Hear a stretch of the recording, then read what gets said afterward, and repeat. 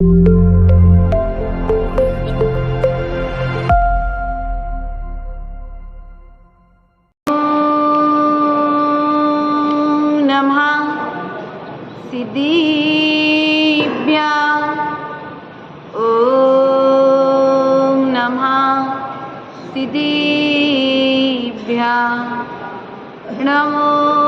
अरिहन्ताणं नमो सिद्धाणं नमो आयिरीयाणं नमो अजायाणं नमो लोये सब्बसागुणं सब्बणहु सब्बदंसि निम्मोहाबीराय परमेटी वंदितुति जगिवंदा अर्हंता भव जीवेण नाणम दंसण सम्मं चारित्रं सोहि कारिणं तेसिं मुखाराहण हेदुं चारित्रं पाहुणं बुच्छे गुरुवापान्तिनो नित्यं ज्ञानि दर्शनि नायिका चारित्राणो गंभीर मोक्ष मार्ग उपदेशिका। गुरु से मुझको मिला है कितना, क्यों इतना सोचूं, मैंने कितना किया समर्पण बस इतना सोचूं, सेवा और समर्पण गुरुवर बढ़ते क्रम पर हो, मेरा अंतिम मरण समाधि तेरे दर पर हो। बोले देवादिदेव आदि ब्रह्मा प्रथम तीर्थेश्वर आदिनाथ भगवान की, देवादिदेव मूलायक पारसनाथ भगवान की, देवादिदेव वर्तमान सत्सनायक वर्तमान स्वामी की, आचार्य भगवंत 108 कुंद कुंद स्वामी की, आचार्य भगवंत 108 विभव सागर जी महाराज की, अहिंसामय विश्व धर्म की। प्रिय बंधुओं, चलते हैं द्वादशांग माँ जिनवाणी के श्री चरणों में नतमस्तक होते हुए आचार्य भगवंत कुंद कुंद स्वामी की इस चारित्र देशना को अर्थात चारित्र पहाड़ को प्रारंभ करते हैं। आचार्य भगवंत कहते हैं कि इस संसार में नाना तरह के जीव हैं और उन जीवों के द्वारा नाना तरह के कर्म किए जा रहे हैं। उन कर्मों के बीच में उन कर्मों को करते हुए संसार से कौन सा जीव बनता है, अर्थात कौन सा जीव अपने संसार की यात्रा को बढ़ाता है अपने कर्मों के द्वारा। तो आचार्य भगवंत कहते हैं कि मिच्छा दंसण मग्गे मलिने अर्णान मोहितो सेहिं बज्जन्ति मूढ़ जीवा मिच्छता बुद्धि उदयेन। आचार्य भगवंत कहते हैं बज्जन्ति मूढ़ जीवा। क्या क्या प्रदीप भैया? बज्जन्ति मूढ़ जीवा। बज्जन्ति मतलब बंधता है। कौन बनता है? मूढ़ जीवा, मूर्ख जीव बनता है। किससे बनता है? तो मिथ्या बुद्धि वाला जीव कर्मों से बनता है। किससे बनता है? कर्मों से बनता है।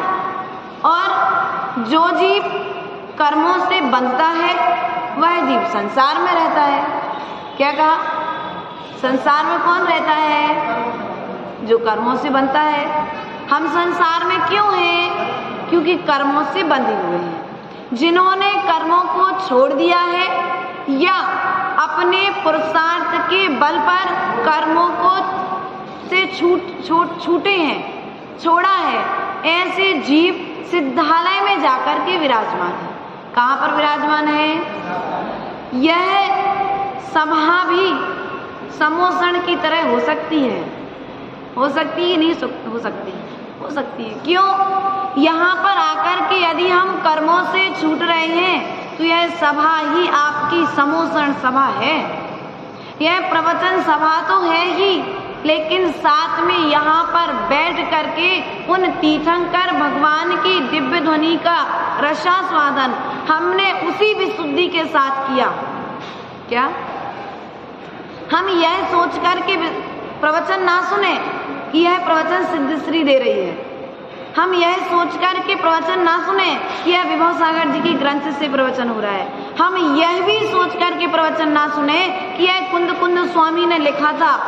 हम यह सोच कर के प्रवचन सुने कि यह प्रवचन जो भगवान महावीर स्वामी ने समोषण में दिया था वही प्रवचन हमें मिल रहा है, और तभी उतनी विशुद्धि हमारे अंदर में आएगी जितनी विशुद्धि गौतम गणधर को झेलते समय और कुंद कुंद स्वामी को लिखते समय हुई थी। क्या हम उस ज्ञान को पर्सनल ज्ञान मान लेते हैं? क्या मान लेते हैं? ये पर्सनल मेरा ज्ञान नहीं है, ये तो भगवान महावीर स्वामी का ज्ञान है। किसका ज्ञान है?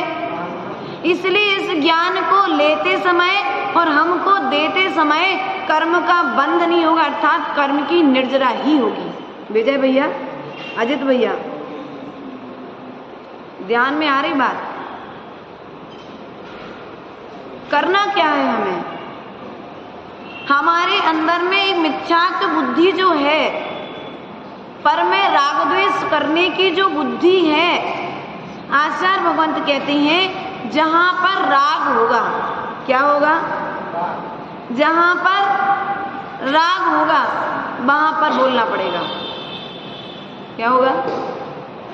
हमें आपसे राग है, हमें आपके हित की चिंता है, इसलिए हमें आपसे बोलना पड़ रहा है जिनवाणी को खोल करके। और जहां भीतरागता होगी वहां पर मौन रहना पड़ेगा। क्या? जहां पर अंदर का रसास्वादन आने लगेगा, अंदर का रस आने लगेगा, गोली खाई, चटपटी, पान पराग, कच्चा मैंगो, और कौन कौन सी चलती थी? एल पेल्ली भी, और कौन कौन सी चलती थी? क्यों भैया? जब ग्रस्त में थे उस समय ये गोलियां उस समय चलती थी, आज तो और नई नई आ गई होंगी। तो कैसे खाते थे अशोक भैया? अशोक भैया, गुड़ खाया? गुड़ खाया? मुंह बंद करके खाते कि मतलब मुंह खोल के खाते कि बंद करके खाते हैं? मुंह में लेने के लिए तो मुंह खोलना पड़ता है, लेकिन जब उस रसगुल्ले का, उस मिठाई का टेस्ट आएगा कब? जब ओठ बंद होंगे, हैं? जीभ पर रखते हो 1 मिनट के लिए तो पूरा उसका स्वाद मुंह में घुमाते हो, तब कहीं लगता है कि हाँ यार कुछ खाया है। उसी प्रकार से हम आपसे यहाँ पर कहना चाह रहे हैं। क्या कहना चाह रहे हैं? कि यदि तुम वास्तविकता में इस साधना की अनुभूति करना चाहते हो, ये विजय जी, आदित्य जी के दोस्त कौन है? ये श्रीमान, ये तो ज्ञान चंद जी बाजू वाले, नाम अजित के बाजू वाले। अच्छा, अजय भैया यहाँ। अच्छा, अजित की अजय। विचार करना है अजित भैया में। अजित भैया, हमें स्वयं विचार करना है कि हम जितना बोल रहे हैं इसलिए हमें अंदर की अनुभूति नहीं हो रही। हो रही है क्या? अगर वास्तविकता में तुम इस जिनवाणी का अनुभव करना चाहते हो, इसकी महिमा को जानना चाहते हो, तो थोड़ा मौन रहना सीखना पड़ेगा। गुरुजन क्या करते हैं कि भैया 3 टाइम की सामायिक करने बैठे हो ना, तो मौन लेकर के बैठना। क्या? सामायिक के समय पर बोलना नहीं, चाहे रमेश चंद जी आ जाएं, चाहे धर्मचंद जी आ जाएं, चाहे संतोष जी आ जाएं, कोई भी आ जाए तो मौन रहना, लेकिन मुख से अकेले मौन नहीं रहना। क्या? किससे मौन? मुख से मौन नहीं होना, मुख के मौन के साथ साथ अंतरंग में भी मौन हो जाए। मन में ये विकल्प ना आ जाए कि रमेश चंद जी आए और लो हम बोल ही नहीं पाए उनसे, विकास सोच रहे हुई है। अरे वो ये सोच के जाएंगी, देखो आज गए थे माता जी सामायिक करते हुए मिल गई हमें, धन्य हो गया दिन कि साधु ऐसे भी सामायिक करते हैं। वे तुम्हारी साधना की प्रशंसा करके जाएंगे, अर्थात आप प्रभावित नहीं होकर के जाएंगे, प्रभावित होकर के जाएंगे। तुम अपनी साधना करो, प्रभावना करनी नहीं पड़ेगी, हो जाएगी। क्या भैया? प्रभावना करनी नहीं पड़ेगी, हो जाएगी। निश्चल होकर के तुम साधना करने बैठ जाओ, लेकिन साधना में मन लगेगा कब? जब मिथ्यात्व छूटेगा। क्या होगा? जब मिथ्यात्व छूटेगा, पर से बुद्धि, जो पर में जो बुद्धि लगी हुई है, यह बुद्धि ही तो मिथ्यात्व है। पर से जो राग है यही तो मिथ्यात्व है कि नहीं है? और यही संसार का कारण है। हमने पर को कर्ता मान लिया है। गाड़ी चलाई, आप तो ट्रैक्टर बेचते हो, है ना? हाँ चलाई, तुमने भी चलाई। जब गाड़ी चलाते हो तो क्या करते हो? मंजिल तक पहुंचने के लिए अपनी दृष्टि को स्थिर रखते हो, है ना? माइंड एकदम स्थिर होता है, उस समय बिल्कुल कहीं उपयोग नहीं भटकता है। क्यों? यदि उपयोग भटका, थोड़ी सी भी झपकी आई तो क्या होगा? एक्सीडेंट हो जाएगा। कितने बच करके चल रहे हो आप? किससे? रास्ते में दुर्घटना घट जाएगी। इसलिए आचार्य भगवंत कहते हैं जो बचेगा कहां पर? यहां पर राग द्वेष से। किससे बचना है? गाड़ी से एक्सीडेंट होगा, तन को चोट पहुंचेगी, लेकिन राग द्वेष का जब एक्सीडेंट होता है तो कर्मों का बंध होता है। अर्थात राग और द्वेष जब मिलता है तो दुर्घटना घटती है। इसलिए विचार करना है, गाड़ी की टक्कर होगी तो उतना नुकसान नहीं होगा जितना नुकसान तुम विभाव में लग कर के अपने स्वभाव से नुकसान कर रहे हो। पर में बुद्धि को ले जा रहे हो। पर के सोचने के अलावा कभी तुमने अपने विषय में सोचने का टाइम दिया कि नहीं दिया? तुम अपने विषय में सोचो कि मुझे अब क्या करना है। ये मिथ्यात्व बुद्धि जो है, इसका त्याग करना पड़ेगा। हम मिथ्यात्व का त्याग करना चाहते हैं। कुछ लाइनें बोलते हैं ना, विपरीत एकांत विनय के, संशय ज्ञान को नय के। क्या कह रहे हैं? मिथ्यात्व के 5 भेद हैं। पर में बुद्धि जा रही है, अज्ञान का उदय चल रहा है। किसका उदय चल रहा है? पर कौन? जो संसार में डालने वाले हैं, जो संसार में लेकर के जाने वाले हैं। ऐसे परमात्मा को पर नहीं कहा, ऐसे भगवान की देशना चिंतन को पर नहीं कहा। और जो पर में बुद्धि लगाएंगे वो पर वाले बनेंगे। पर जानते, कबूतर के पंख होते ना, चिड़िया के पर होते कि नहीं होते? कोयल के पर होते कि नहीं होते? तो पर चाहिए क्या? पर चाहिए क्या? पंख चाहिए? पंख चाहिए कि नहीं चाहिए? हैं? घर में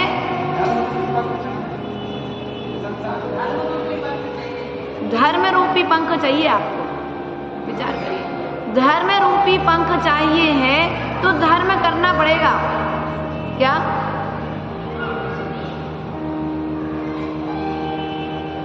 हेलीकॉप्टर देखा? पूछ लेते तुम लोग बिल्कुल। हेलीकॉप्टर देखा कि नहीं देखा? देखा है ना, सबने देखा होगा। भोपाल राजधानी में बैठे हो तो देखा ही होगा, 2-4 दिन में देखने मिल जाता होगा। पहले के समय में ये था, यदि हेलीकॉप्टर निकल गया, अशोक जी आपके समय में आप छोटे थे, तो सब काम छोड़ करके क्या करते थे? भागते थे, बाहर भागते थे। जिनके यहाँ छत थी वो छत पर जाकर के देखते थे, क्यों? हेलीकॉप्टर निकल रहा है। तो हेलीकॉप्टर को ऊंचाई देने वाला कौन है? उसमें जो ऊपर में जो पंखड़ी लगी हुई है, वो हवा जो चलती है उस एयर से ऊपर करके क्या करती है? वो पंखड़ी उसको ऊपर बढ़ा देती, आगे बढ़ा देती। उसी प्रकार से यह जो केवल ज्ञानियों की दिव्य ध्वनि है, यह क्या करती है? हमें राग द्वेष को अपनी हवा के द्वारा हटा करके हमें क्या करती है? ऊपर की ओर लेकर के जाती है। कल हम परसों हमने बताया था आपको कि हम 7 राजू ऊपर आ चुके हैं और हमें 7 राजू ऊपर और जाना है। कहाँ जाना है? 7 राजू ऊपर और जाना है। तो राग और द्वेष से बचना पड़ेगा। किससे बचना पड़ेगा? राग और द्वेष से बचना पड़ेगा। जब तक हम राग से बचेंगे नहीं, तब तक हम कर्म बंध से नहीं बच सकते। जब तक हम द्वेष से बचेंगे नहीं, तब तक हम कर्म बंध से नहीं बच सकते। जब तक हम क्रोध को छोड़ेंगे नहीं, तब तक हम कर्म बंध से नहीं बच सकते। कर्म बंध के कारण क्या क्या है? एक बार देख तो लो। आप जो कार्य कर रहे हैं, उस कार्य को करने के पहले विचार कर लो कि इस कार्य का फल क्या होगा। दुकान खोलने के पहले, पैसा लगाने के पहले, मैं इतना कमा पाऊंगा कि नहीं कमा पाऊंगा? कहीं मेरे व्यापार में इतना जो पैसा पिताजी ने दिया है, यह घाटे में तो नहीं चला जाएगा? यदि घाटा होने वाला है तो आप क्या करते हो? उस व्यापार में हाथ नहीं डालते हो। लेकिन आपको अपनी क्षमता शक्ति दिखती है कि नहीं, मैं इससे डबल कर लूंगा, तो आप क्या करते हो? निसंकोच होकर के। उसी प्रकार से तुम व्यापार में जिस प्रकार से अपनी क्षमता का आकलन कर रहे हो, अपनी शक्ति को देख रहे हो, अपनी बुद्धि का परीक्षण कर रहे हो, उसी प्रकार से आचार्य भगवंत कहते हैं मिथ्यात्व को अपनी बुद्धि के द्वारा, अपने ज्ञान के द्वारा त्यागने का प्रयास करो और कर्म बंध से बचो। क्योंकि कर्म बंध से बचना ही जीवन में सब कुछ है। हम कर्म बंध से नहीं बच रहे, हर चीज से बच रहे। धर्म करने से बच रहे, धर्मात्माओं के पास जाने से बच रहे, पूजन पाठ करने से बच रहे हैं। हम आहार दान देने से बच रहे हैं, आहार दान देखने से बच रहे हैं। क्या? आहार दान देखने से बच रहे हैं, देने से बच रहे हैं, स्वाध्याय सुनने से बच रहे हैं। तुम इन सब से बचने का प्रयास कर रहे हो, इसलिए तुम बेचारे हो जाओगे। बेचारा किसको कहते? जिसका कोई नहीं होता है। एक दिन ऐसा आएगा कि तुम्हारे साथ मात्र तुम्हारा अशुभ कर्म होगा और कोई नहीं होगा। कर्म के उदय में अच्छे अच्छों का साथ अच्छे अच्छे छोड़ देते। सीता जैसी, जिसको राम पुण्य कर्म का उदय था, तो युद्ध करके अयोध्या में लेके आए। रमेशन जी, पुण्य कर्म का उदय था, सो रावण से युद्ध करके सीता को अयोध्या में लेकर के आए, और पाप कर्म का उदय आया ना सीता का, सो राम ने भी जंगल में छुड़वा दिया। इसलिए हमारा आपसे कहना इतना है कि अशुभ कर्म को करने से बचो। तुम्हें लग रहा है कि इस कर्म का फल मुझे आगे जाकर के दुख रूप होगा। अंजना सती को 22 वर्ष तक पति का सहयोग नहीं हुआ। उसके पति ने आंख उठाकर तक तो उसकी तरफ नहीं देखा। क्यों? 22 सेकंड के लिए कहें, 22 मिनट के लिए कहें, कुछ ऐसा प्रमाण दिया गया है कि उसने 22 सेकंड या 22 मिनट के लिए प्रतिमा को छिपा दिया था। क्या कर दिया था? प्रतिमा को छिपा दिया था। देवी सुनो हमारी बात, क्या किया था? प्रतिमा को उसके प्रभाव से उसे 22 वर्ष तक पति का वियोग सहन करना पड़ा। विचार करिए। जीवनधर कुमार ने एक हंस के बगुले को, बच्चे को क्या किया? हंस का बच्चा बहुत अच्छा लग रहा था। पूर्व जन्म में जीवनधर कुमार की अवस्था में उन्होंने उस कर्म फल को भोगा। उसके पूर्व उन्होंने कर्म क्या किया? एक हंस के बच्चे को उसकी माँ से वियोग करा दिया, उसके पिता से अलग करा दिया। विचार, उसका फल ये हुआ कि राजा सत्येंद्र का वियोग उसे सहन करना पड़ा, माता का वियोग सहन करना, विजया रानी का था अपनी माँ का वियोग सहन करना पड़ा। इस बात का श्रद्धान रखिए। किस बात का? कि मेरे जीवन में जो दुख आया है यह मेरे कर्म के उदय से आया। मैंने तो बहुत अच्छा कर्म किया है, मैं रोज पूजा करती हूँ, रोज पाठ करती हूँ, रोज स्वाध्याय करती हूँ, रोज वैयाव्रती करते हैं, रोज आहार दान करते हैं, अर्थात अपने 60 आवश्यकों का पालन हम हर समय करते हैं, ईमानदारी से करते हैं, लेकिन फिर भी मेरे ऊपर दुख आ रहा है। इसका कारण रानी चेलना ने कभी सोचा नहीं होगा कि मिथ्या बुद्धि के साथ में, अर्थात मिथ्यात्व को मानने वाले राजा सैनिक के साथ में उसका विवाह होगा। क्या? राजा सैनिक के साथ उसका विवाह होगा? यह भी तो कोई कर्म का उदय था। अभय कुमार गया, पिता ने कहा मुझे तो यह रानी चाहिए। जाकर के अभय कुमार ने पता किया कि राजकुमारी को प्राप्त करने का तरीका क्या है, तो जाकर के देखा, पता किया दूतों के द्वारा, ये राजकुमारी तो मिलेगी, लेकिन जो जैन धर्म का पालन करने वाला होगा उसी राजकुमार से इस रानी का विवाह होगा, अर्थात राजकुमारी का विवाह होगा। अभय कुमार ने बहरूपिया अर्थात ढोंग रचा जैन धर्म को मानने का।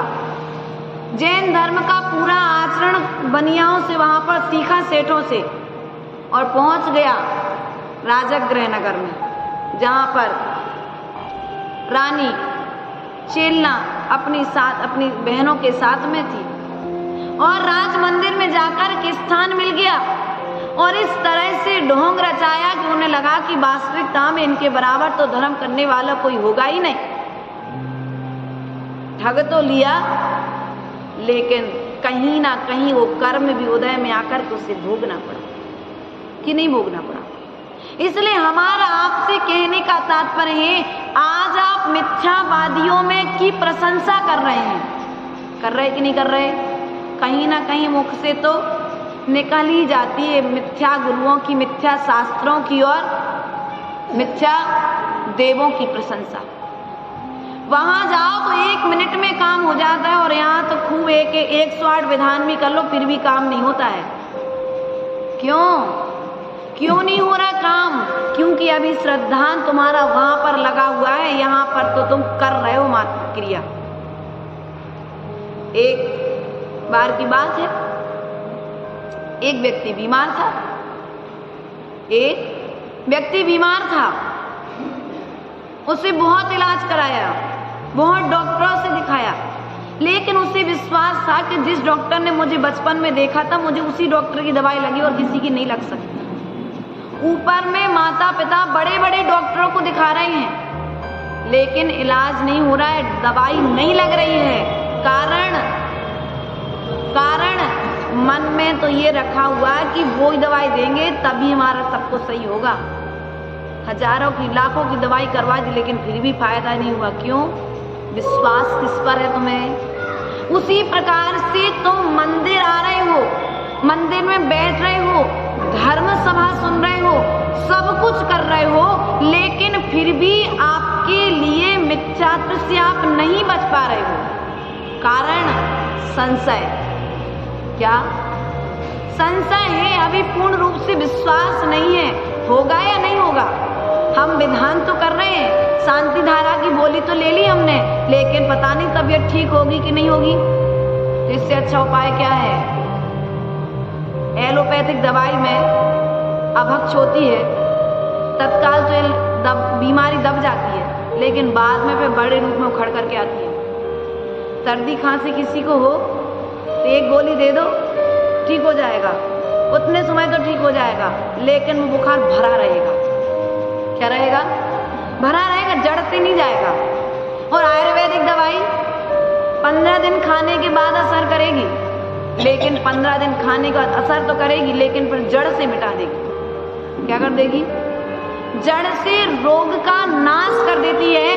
उसी प्रकार से यह जो तीर्थंकर भगवान की दिव्य देशना है, यह जो दिव्य ध्वनि है, यह जो वाणी है, कुंद कुंद स्वामी ने जिसके लिए लिखा है संघर्ष और पुरुषार्थ करके, यह तुम्हारे जड़ से तुम्हारे कर्मों को अलग करने वाली है। क्या करने वाली है? जड़ से अलग करने वाली है। तुम्हारे अशुभ कर्मों से तुम्हें बचाने वाली है। लेकिन करना क्या पड़ेगा? करना क्या पड़ेगा अजय भैया? विश्वास करना पड़ेगा, श्रद्धा करने को पड़ेगा। किस पर? जिनवाणी पर। जिनेंद्र देव पर विश्वास होगा, उनकी जिनवाणी पर विश्वास होगा, और जिनको जिनवाणी पर विश्वास होगा उनको उस जिनवाणी का आचरण करने वालों पर विश्वास होगा, अर्थात जिन गुरुओं पर विश्वास होगा। हम बंध से बचना चाहते हैं। कौन से बंध से? कर्म के बंध से। रस्सी से हाथ बांध दिए जाए, छोड़ना आसान है, लेकिन कर्म बंध से बचना बड़ा। हंस हंस करके कर्म बंधते हैं, लेकिन समय आने पर वही कर्म रो रो करके भोगने पड़ते हैं। द्रौपदी ने हंस करके ही तो कहा था, अंधे के याद है, हंसी तो करी थी, क्या हुआ? महाभारत हो गई। ऐसे हम क्या करते हैं? हंस हंस करके कर्मों का बंध करते हैं, और फिर जब फल उदय में आता है, वो एक कर बबूल बीच, आचार्य गुरुदेव कहते, बड़ी प्यारी लाइन है कविता की, वो एक कर बबूल बीच आम नहीं पाओगे, वो एक कर बबूल बीच आम नहीं पाओगे। जिस प्रकार से यदि तुम बबूल का बीज बोगे तो आम का पेड़ नहीं मिलेगा, अर्थात आम के फल नहीं मिलेंगे, बबूल के कांटे चुभेंगे। उसी प्रकार से तुम्हारे द्वारा जो कर्म किया जा रहा है, कविता बड़ी प्यारी है, भूल गए थोड़ा सा। कहने का तात्पर्य यह है कि आपके द्वारा जो क्रिया की जा रही है, आपके द्वारा जो कर्म किया जा रहा है, वह कर्म बंद करा रहा है कि कर्म निर्जरा करा रहा है? हाँ? बाटल चढ़ी होगी आप लोगों को तो, अभी कोरोना काल में तो, और सबको चढ़ी। हाँ, हमारे दादा कह रहे अध्यक्ष साहब जो राज्यक्ष हैं तो चतुर्मास कमेटी के, तो सब जानकारी रखते हैं, तो कह रहे सबको बाटल चढ़ी है।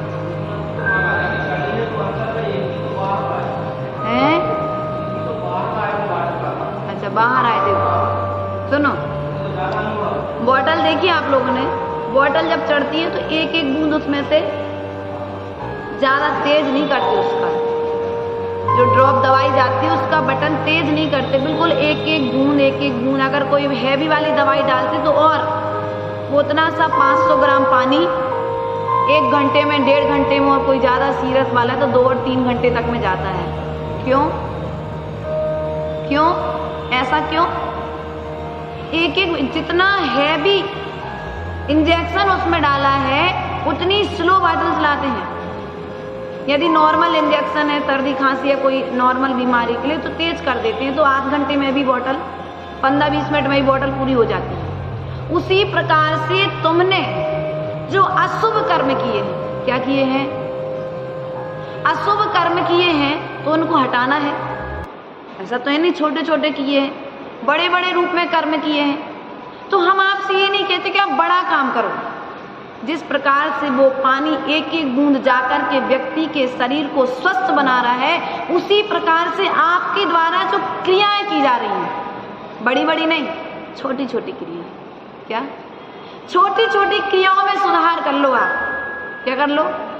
बड़ी बड़ी क्रियाएं तो सुधर जाएंगी अपने आप, क्योंकि छोटी क्रियाओं का प्रमाद ही बड़ी क्रिया को जन्म देता है। क्या? छोटा पाप ही बड़े पाप को जन्म देता है, और जब हम छोटे पाप को ही नहीं करेंगे तो बड़ा पाप हमारे जीवन में आएगा ही नहीं। इसलिए हमें विचार करना है हम मंदिर आए, हमने सुबह से स्नान किया, मंदिर में प्रवेश किया, चावल चढ़ाया, गंधोदक लिया, इनमें हमारे भाव कैसे लगे? इन सब को करते हुए मैंने कर्म की निर्जरा की कि संकलेश किया, कर्म का बंद किया, भगवान को देखते हुए भी भगवान को देख रहे हैं कि अंदर में जो कसाय परिणाम चल रहे उनको देख रहे हैं। क्या भगवान को देख रहे हैं और अंदर में क्या कह रहे? भगवान हम ही मिले थे, कहा आपके लाने जो इतने दुख हमको दे रहे आप। अभी तुम भगवान को नहीं देख रहे, अभी तुम अपने अंदर के परिणामों को देख रहे हो। किसको देख रहे हो? कह रहे भगवान से, क्योंकि तुम्हारी दृष्टि अभी अपने पर ही है, आंखें भगवान की तरफ हैं, मुख भगवान की तरफ है, हाथ भगवान के सामने जुड़े हैं, लेकिन वहां पर खड़े होते हुए भी तुम अपने निज को निहार रहे हो। तुम्हारे जीवन में जो कर्म का उदय आया है, आप उसका ही बखान लेकर के बैठ गए हो, बल्कि तुम्हें उस समय क्या करना चाहिए था? भगवान कम से कम आपकी कृपा से मेरे जीवन में उतना बृहद रूप में कर्म तो नहीं आया कि जितना मेरे पड़ोसी को है।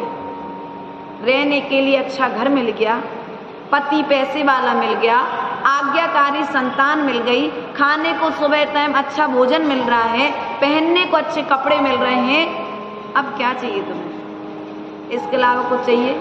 स्वस्थ शरीर मिल गया, भगवान कम से कम शरीर यदि अस्वस्थ मिला है तो ये सब चीजों के सुख मुझे आपकी कृपा से मिल गए। कहीं ना कहीं आप धन्यवाद करिए, आप कर्म बंध से बच जाएंगे, आप संकलेश से बच जाएंगे, आप टेंशन से बच जाएंगे। क्या एक छोटा सा बच्चा होता है 10 साल का, 5 साल का, अगर वो पढ़ाई लिखाई कर रहा हो, कोई काम कर रहा हो, और मम्मी पापा पहुंच जाए उस बच्चे के पास और कोई बात करने लगे तो क्या कहता संदीप भैया आपका बेटा? पापा भी आप शांत रहो, हम टेंशन में हैं अभी। क्या वो 10 साल के बच्चे को टेंशन हो गया? क्या टेंशन? ना उसके नाम मकान है, ना उसकी पत्नी है, ना उसके लिए कोई चीज संभालना है, ना किसी को देना है, ना किसी को लेना है। वो 10 साल के बच्चे ने सीख लिया आप शांत रहिए, मुझे अभी टेंशन हुई, मुझसे बात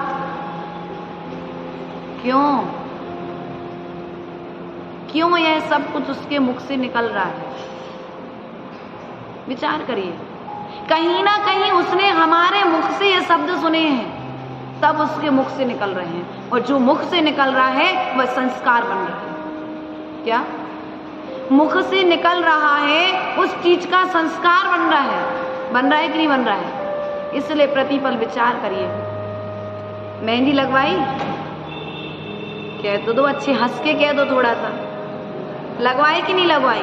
सबने लगवाई, सबके विवाह हुए, अपने ब्याह में भी लगवाए, दूसरे के ब्याह में भी लगवाई कि नहीं लगवाई? आप लोगों ने तो लगवाई होगी, अपनी में भी और दूसरे के में भी। जब मेहंदी लगवाते हो, सुनो रमेश चंद जी, जब मेहंदी लगवाते हो तो क्या करते हो? अजित भैया, ज्ञानचंद जी, जब मेहंदी लगवाई थी तो मेहंदी वाली ने क्या कहा था आपसे कि भैया स्थिर बैठो, बार बार हिलो तो मेहंदी बिगड़ जाए? क्या कही थी? जय कही थी ना, यदि बार बार हिलोगे श्रीमती अशोक जी मेहंदी बिगड़ जाए, नहीं तो हम जा रहे भैया, अपनी देख लो, तुम जैसी लगाऊंगे, नहीं तो क्या कहोगे भैया तुमने मेहंदी खराब लगाई, मेहंदी अच्छी नहीं लगाई। तो उसी प्रकार से हमारा आपसे कहने का तात्पर्य है, जिस प्रकार से मेहंदी लगवाने के लिए आप 2 से 3 घंटे 4 घंटे बिल्कुल स्थिर बैठ जाते हैं, मन को भटकने नहीं देते हैं, उसी प्रकार से जब आप कर्म का उदय आता है, कर्म बंद का समय आता है, उस समय आप अपने स्वभाव में स्थिर हो जाओ। आप यह विचार करने लग जाओ, क्रोध करना मेरा स्वभाव नहीं है। क्या? मान करना मेरा स्वभाव नहीं है, गाली देना मेरा स्वभाव नहीं है, क्योंकि जो अपने स्वभाव से विपरीत है वही कर्म का बंध कर रहा है, जो अपने स्वभाव में है वह कर्म का बंध नहीं कर रहा। रमेश चंद जी सही कही? कछु गलत तो नहीं कही? कह रहे हैं तो बता दीजिए, तो भैया हम भी सीख रहे हैं यहाँ बैठ कर, इसलिए हमें विचार करना है। आज आचार्य भगवान कहते कर्म को कौन बांधता है और कर्म से कौन छूटता है, इस विषय पर हमें चिंतन करना पड़ेगा। स्वभाव से यदि टकरा जाए तो सिद्धालय हो जाए। क्या? यदि गाड़ी की टक्कर होती है तो संसार की भटकन बढ़ती है, लेकिन यदि स्वभाव से टक्कर हो जाए अर्थात ज्ञान का ज्ञान से मिलन हो जाए तो क्या होगा? सिद्धालय होगा, अर्थात कर्म छूट जाएंगे। इसलिए हमें कर्म छोड़ना है, कर्म बंध से बचना है, और जिसे कर्म बंध से बचना है वह निश्चित ही जिनवाणी का आचरण अपने जीवन में लेकर के आने का प्रयास और पुरुषार्थ करेगा। इन्हीं भावनाओं के साथ बोले परम पूज्य आचार्य गुरुवर 108 विभव सागर जी महाराज की, अहिंसामय विश्व धर्म की।